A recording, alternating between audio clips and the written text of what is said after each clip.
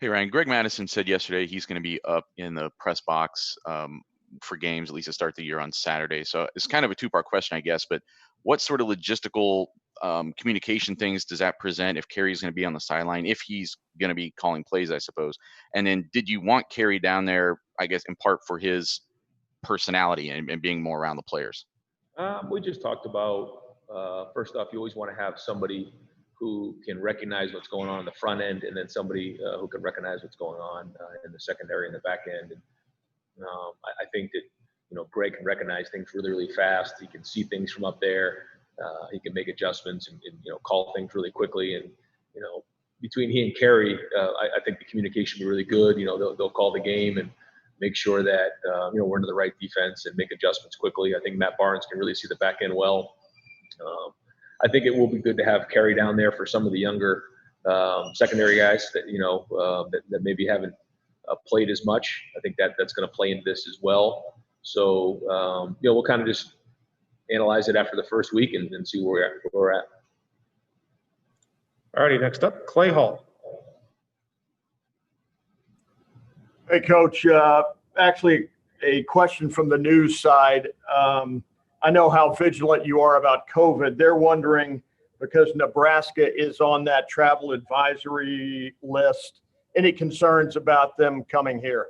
Well, I think, we're following the Big Ten protocols and the daily testing, and because of the dashboard and because we're able to recognize and share information between universities, that's giving us all certainly a peace of mind, and it's all transparent. And just like us, we test on a daily basis, and Ohio Stadium is some of the strictest protocols there are in the state and around the country. So because of that, I think that, we're in a good place. Thank you. All right, next up, Bill Landis from The Athletic. Bill.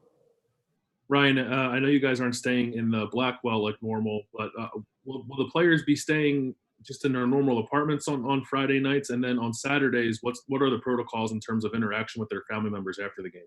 Yeah, we've really recommended pretty strongly that their parents, really try to keep their distance. From what we've learned from other schools is that, when family and friends come to see them play, and I know it's very difficult, but after the game when they all get together, it's just more exposure. It's more of an opportunity for people to come in, and if one person has it, then all of a sudden we're creating a problem. And so we're asking for, not that we can force them to, but we're asking for them to really help, and by really keeping their distance and not going over and spend time with them after the game in their apartments and things like that.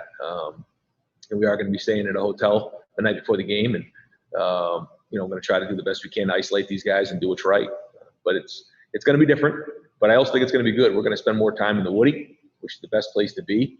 It's the safest place to be on Friday nights, and then Saturday morning leading up to the game. Thanks. All righty, next up, Bill Rabinowitz from the Columbus Dispatch. Bill. Yes, Ryan, Thayer Munford yesterday talked about how he had to gut it out last year, coming back from the back surgery and not being able to lift and all that stuff. How impressed are you with how he gutted it out, and what do you expect from him this year? Well, he really didn't have much of an offseason because of that back injury. And the way that he played was pretty remarkable, in my opinion, based on he really didn't have the offseason to get stronger. But he found a way, which goes to show you his resilience. This offseason, he's really done a great job getting strong. He's had a whole offseason to get himself to where he needs to be. And so I think because of that, you'll see a different player this season. Thanks, Ryan. All righty, next up, Brendan Gulick from Buckeyes Now on Sports Illustrated. Brendan. Hey, Coach, there's obviously a lot that goes on game day. You're responsible for a lot. There's probably a lot of things that are kind of spinning around you.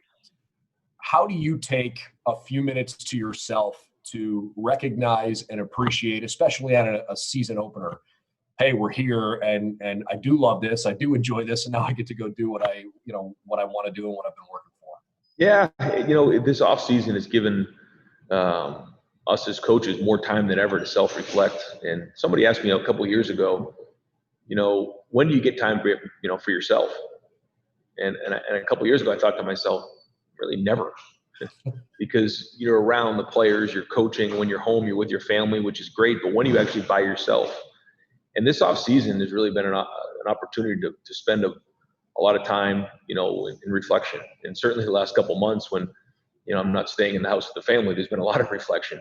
But as we get closer, it's really, you get in the moment and you just get focused on the game plan. You get focused on the players. You get focused on preparing and making sure everything's right going into the game. And it's like anything else, once you're into the game, you kind of forget about everything. And I would argue that that's kind of the way during game week, because your practice has to be so good.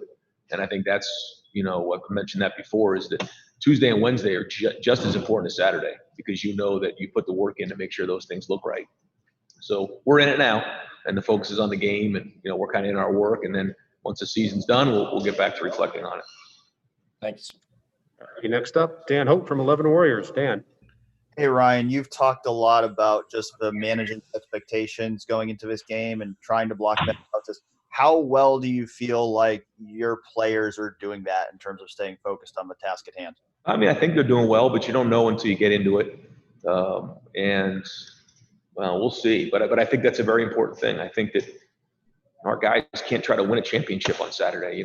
Justin Fields can't try to win the Heisman Trophy on Saturday. It doesn't work that way. And I know everybody wants to do that, but we gotta win this game. And that starts with the first drive. That starts with the first snap. And then we just keep building from there. And we have to throw all expectations out the window. Stop with that. It's not fair. It's not right to these kids. We got to make sure we're taking care of business. And there's going to be good plays. There's going to be bad plays, but you just keep getting stronger. You keep getting better, and you play, and you figure out where this game goes, and you adjust and move, and then you build. All righty, next up, Joey Kaufman from the Columbus Dispatch. Joey.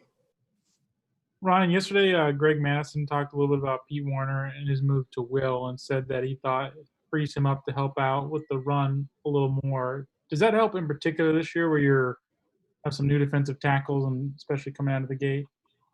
I think so. Yeah, I think their recognition between he, Tough, Barron, Justin Hilliard has really been good. Their diagnosing of plays, they see things fast. They communicate well. I think that's really, really big. All righty, next up, we'll go to Jared Smalley. Jared. Hi, Ryan. Hope you can hear me okay. Yep. A question about procedural stuff on game day in the stadium. I know you've probably watched a significant amount of football, both college and pro, where the coaches are trying to figure out how to operate their mask and how to communicate effectively. It's been a problem. There's been fines levied because of it.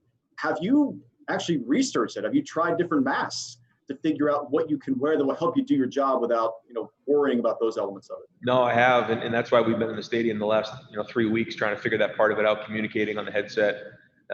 It is not ideal, because when you say something in the heat of the battle that sounds alike, you can get your team sideways really fast. Something that sounds one way, but coach, I thought you said this, and the signal goes in, and all of a sudden you got a bad play on your hands. So the easy thing to do is just drop your mask down and just say it to make sure it's right, because you just can't afford to get this wrong on third and short. But I'm going to do everything I can to make sure that we'll get those masks up for everybody. We're doing the best we can to make sure that we're following all the protocol. And because of that, have you had to change any of your game day practices in terms of communication, your signaling, maybe going to some nonverbal stuff, just to kind of alleviate that potential headache? Not really. The way that we operate actually bodes well for this environment. All righty, next up, Austin Ward from Lettermen Row. Austin. Ryan, seemed like quite a coincidence that both the freshman QBs got the stripe off on the same day. Why is that? I don't know. They really just went through camp, and at the same time they both earned their right for to play. Yeah, I mean, I think that this is an ongoing competition.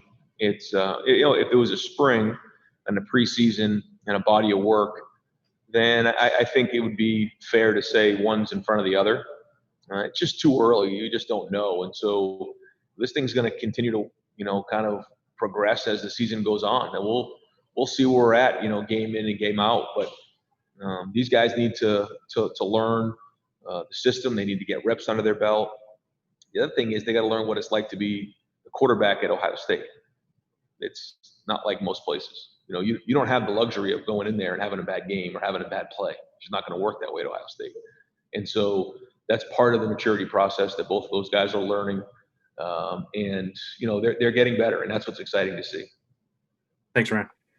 All right, got time for two more. We'll go to Dave Biddle from 247 Sports and then wrap it up with Tony Gerdeman. Dave.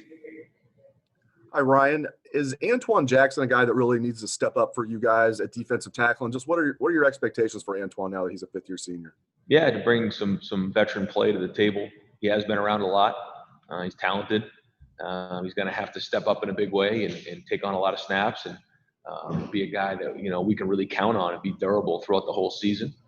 It's going to be an 8-game run, you know, in the regular season, and he's going to have to be a big part of that and be a staple inside for us. It's going to be very important and directly affect, you know, the success of our defense.